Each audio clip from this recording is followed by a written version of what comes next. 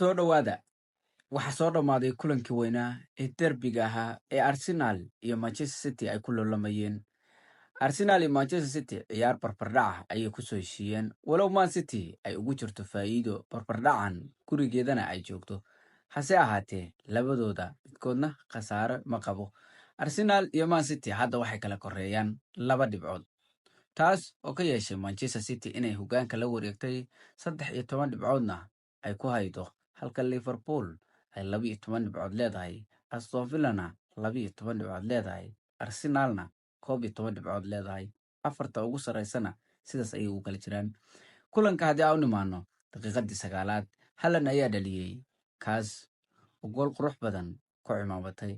hase ahaatee arsenal daqiiqadii 22aad waxaa dhaliyey california, difaaca cusub ee arsenal, kaasoo ciyaarta 1-1 ku soo celiyey.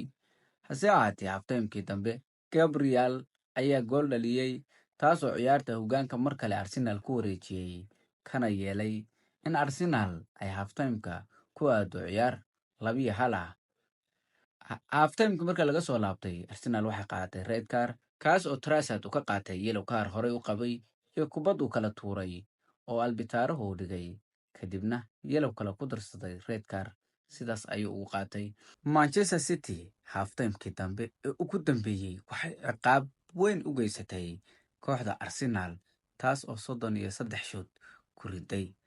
walow man city ay dadaashay, hase ahaatee gooshii bareejadaha ayay keentay dhammaadkii ciyaarta 7 daqiiqa ee lagu daray. Stones ayaa u dhaliyey, sidaas ayaana lagu soo heshiiyey ciyaar barbardhaca.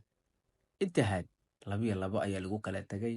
Emirates ayaa u harsan. dhammaantiin waa mahadsantiin. muuqaalkeen hadduu ku soo gaaray, like iyo follow iskugu kaydar koobi linkiga 3 jeer ii taabo dhanka youtube-ka. haddaad igala socotana igu soo biir oo ka mid noqo waaweynta halkan aan ku saaxiibnay.